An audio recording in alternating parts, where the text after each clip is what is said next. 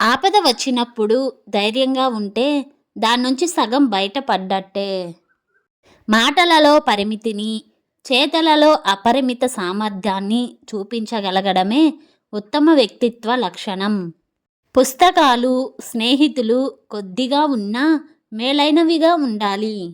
అన్నదానం, వస్త్రదానం, ప్రాణదానం కన్నా జ్ఞానదానం చాలా ఉన్నతమైనది. ఈ ప్రపంచమంతా నీకు దూరంగా వెళ్ళినప్పుడు నీకు దగ్గరగా వచ్చేవాడే నీ నిజమైన స్నేహితుడు. ఒక గొప్ప పుస్తకం చదివినప్పుడు ఓ కొత్త స్నేహితుడు దొరికినంత సంబరము, దాన్ని మళ్ళీ చదివినప్పుడు చిరకాల మిత్రుణ్ణి కలిసినంత ఆనందం కలుగుతుంది. మనిషి విజయం ఆర్జించిన డబ్బును బట్టి కాక సాధించిన మనశ్శాంతిని బట్టి ఉంటుంది. చిన్న పొరబాటే కదా అని నిర్లక్ష్యం తగదు. పెద్ద ఓడని ముంచివేయడానికి చిన్న రంధ్రం చాలు. ఓటమి తరువాత నిలుపుకునే నిబ్బరమే మరల విజయం వైపు మరలిస్తుంది. నీ ప్రతిబింబం స్పష్టత నీవు చూసే అద్దం మీద ఆధారపడి ఉంటుంది. నీ భవిష్యత్తు స్పష్టత నీ ఆలోచన విధానం మీద ఆధారపడి ఉంటుంది. మన జీవితాలను మనమే మార్చుకోవాలి కానీ ఎవరో వస్తారని ఎదురు చూడకూడదు. అసాధారణమైన ప్రతిభ ఎప్పటికైనా తాను చేయవలసిన దానిని చేసి తీరుతుంది. కోపమో పగో లేకుండా కష్టాన్ని ఒకడు భరిస్తే వాడు సూర్యుడికి సమానం అవుతాడు. దాని ముందు రాయి లాంటి హృదయమైన కరుగుతుంది. రేపే చనిపోతున్నట్లు జీవించు. శాశ్వతంగా బ్రతికి ఉండేలా భావించి నేర్చుకో. అమృతం దొరకలేదని విషం తాగుతామా? మీ కోరిక తీరే వరకు శ్రమించండి. విశ్వాసం కొద్ది మాత్రపు తుఫాను తాకిడికి వాలిపోయేది కాదు. విశ్వాసం అనేది అచంచలమైనది, హిమాలయాల్లా స్థిరమైనది. గురువును మించిన పాఠ్యగ్రంథం లేదని నిరంతరం విశ్వసిస్తాను. ఒంటరిగా ఉండగలిగే శక్తి సంపాదించుకో. ఏకాంతంలోని ప్రయోజనాన్ని కోల్పోవద్దు. నోరు జారిన మాట, చేయి జారిన అవకాశం, ఎగిరిపోయిన పక్షి, గడిచిపోయిన కాలం తిరిగి లభించడం దుర్లభం. అధికారాన్ని ప్రేమించడం అంటే నిన్ను నువ్వు ప్రేమించుకోవడం. స్వేచ్ఛను ప్రేమించడం అంటే ఇతరుల్ని ఇష్టపడటం.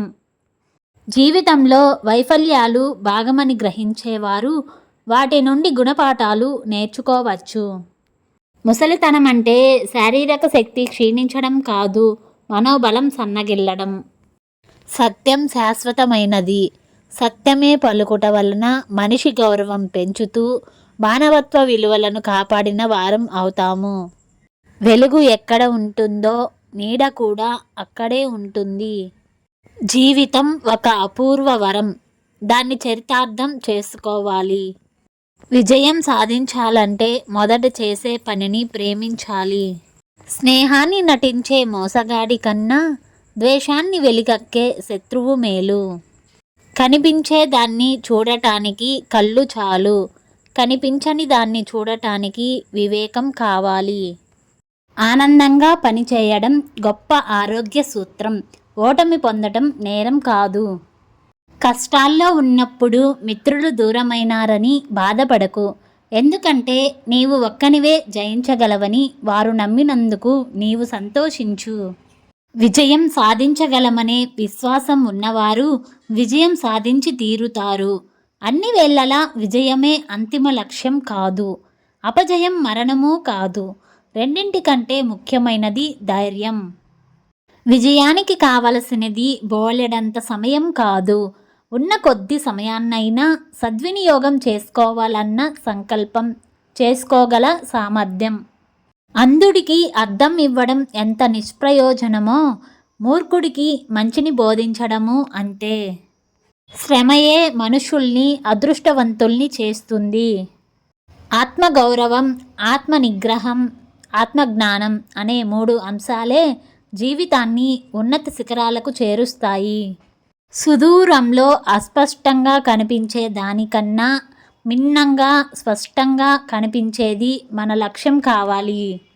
తెలివిగల వ్యక్తికి తప్పనిసరిగా ఎల్లప్పుడూ ఉండే లక్షణం ప్రతి విషయాన్ని తెలుసుకోవాలన్న ఆతృత. ఔన్నత్యం అంటే కోరికలను చంపుకోవడం కాదు, వాటిని అదుపులో ఉంచుకోవడం. కొత్త స్నేహాలు చేయని మనిషి కొంతకాలానికి ఒంటరివాడైపోతాడు. విజయం సాధించాలనే మీ సంకల్పమే అన్నింటికంటే ముఖ్యమని అనుక్షణం గుర్తు చేసుకోండి. విజయాన్ని ఇచ్చేది సామర్థ్యం, దాన్ని నిలపగలిగేది నడవడిక. శారీరక సామర్థ్యం ద్వారా మనకు బలం రాదు, అణిచిపెట్టలేనంతటి ఆత్మబలం ద్వారానే అది సాధ్యం. గొప్ప మేధస్సు నలిగిన దారిలో నడవదు, ఇంతవరకు ఎవ్వరూ ఆవిష్కరించని దారుల్ని వెతుక్కుంటుంది.